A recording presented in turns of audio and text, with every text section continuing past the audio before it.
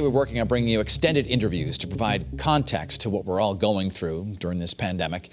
For students in college, the semester abruptly changed. Sports and activities were canceled. March Madness canceled everything. Classes shifted online. Joining me now to talk about that impact is the president of the University of Connecticut, Tom Katsouleas. And President Katsouleas, great to see you on the program. Thanks for joining us tonight. Thank you, Dennis. Good to see you again. Good evening, everyone. Let's first talk about how are students adjusting to this?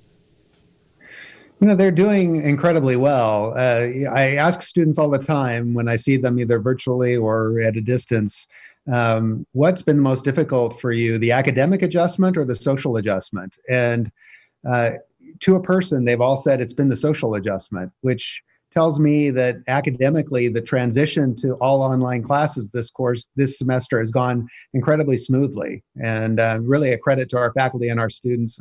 It's been amazing. We have 5,000 courses. Not a single course has been canceled. So well, that's good to hear. It's been a real success. Are there students living on campus right now?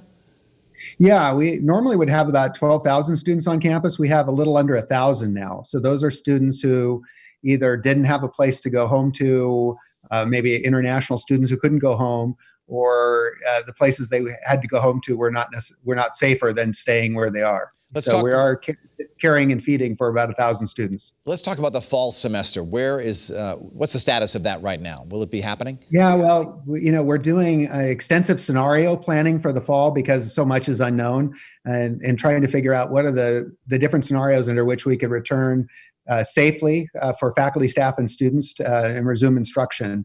And so the range of possibilities range from remaining all online in the fall at the worst case scenario, to everyone coming back in the fall, but having various public health safety interventions in place, like no large classrooms to allow students to spread out, that kind of thing.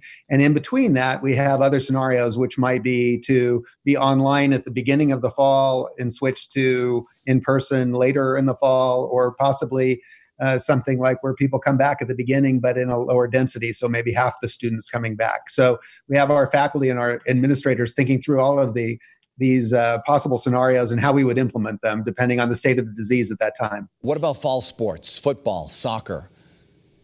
Yeah, I mean, similarly, we don't think we'll have enough information to make a decision on those things until the sort of June, July timeframe. And in addition, unlike academics, the athletics depends on, if you're in a competition, you have to compete with others. So this is we anticipate will be a collective decision made in collaboration with the other teams we play against, our conference, the NCAA, and so on. So, but I think we all feel that it's premature to make any decisions at this point, so we just don't know.